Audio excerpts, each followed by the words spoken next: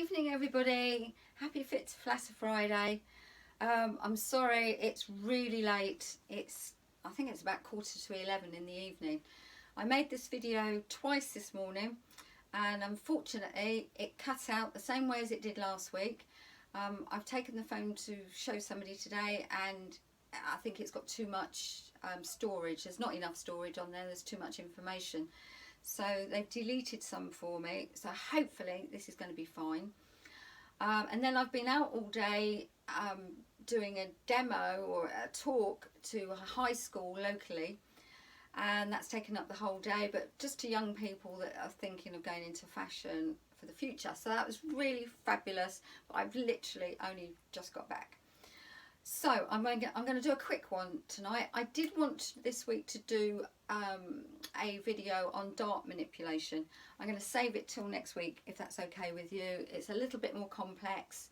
I'd prefer to do it early on in the day and go through a few things. So for now I'm going to touch on briefly talking about the fit of setting a sleeve into an armhole. So I don't mean the technique of how to do that.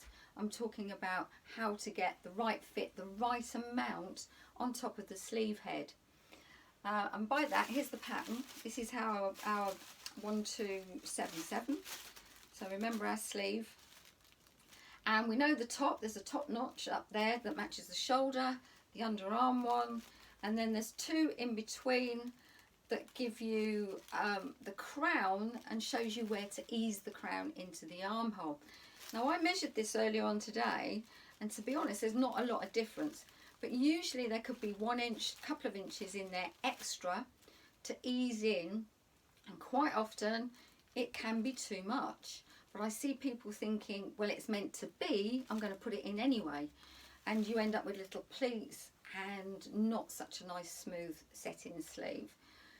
That can vary, and the problem is, once again, the pattern doesn't know the combination of your size, so your arm size to armhole ratio, your fabric that you've chosen, and the style. Is it a woven fabric? Is it a stretch fabric? Is it a jacket? Is it, whatever it could be, a close-fitting dress.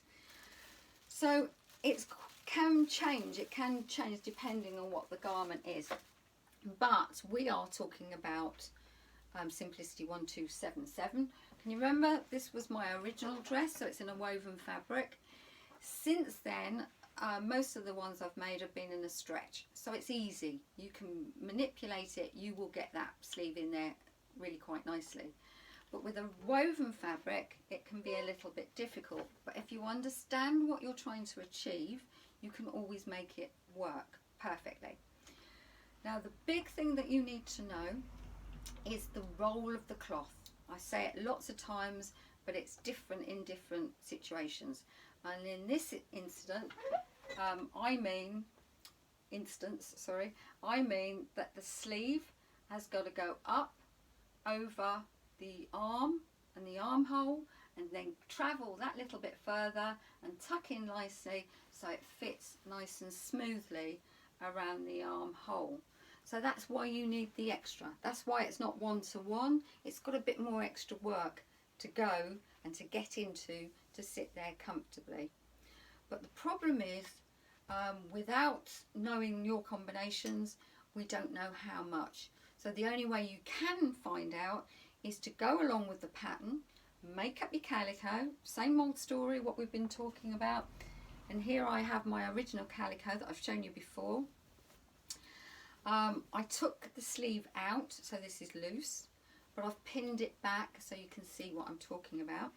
So first of all, I put a pin in at the top here, and then I put a pin in underarm there, and somehow the rest has got to go in between the two.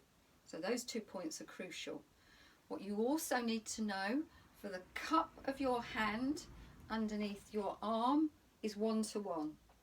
So whenever you're in doubt, as long as that fits, and usually you remember you get that single notch at the front and the double one at the back, everything below there fits, same measurement.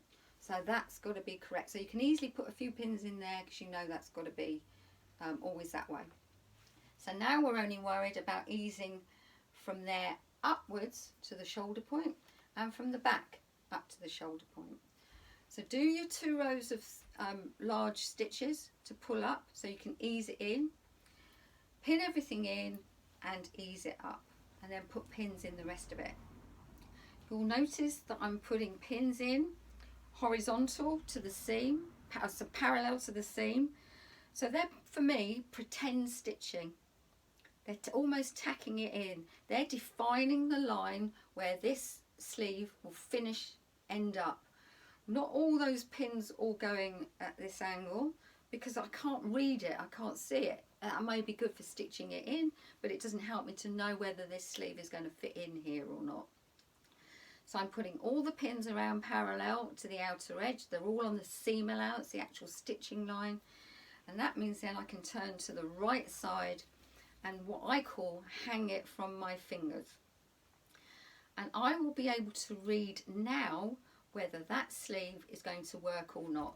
There's not going to be any miracle between here and stitching it under the sewing machine and something's all going to come together wonderfully once I've stitched it. If it doesn't look great now, it's not going to look great in a minute. So have a look, analyse it. If there's dimples and wrinkles further down, they need to be pulled up at this point, back and front. If you have to manipulate it, if you have to stretch it in place, do so. And if there's little creases and pleats that are not going away, that means that sleeve is too big for that armhole. So go back in, take your pins out, manipulate it with your thumb and fingers over the edge and trim the extra away. Don't do that, don't get too excited about doing that. Really work it first, really know if it's got to go. Once you cut it away, it's too late. So really manipulate, stretch the sleeve, work that sleeve into the armhole, and then go back, hang it from your fingers and double check and see. What I would like, and now stitch it in. You can take your pins out as you go and stitch on the line that you've pinned. You've made it work to those pins. There's no point in stitching it somewhere else because it won't be the same. So everything's got to line up throughout. It's all really quite logical, and when you get to understand that, you kind of work out things, problems before you actually get there. So I know without a doubt that sleeve is going to fit in there wonderfully. So if it was my woven brocade, if it was a stretch, that armhole wouldn't be so big. It's going to go in a lot easier.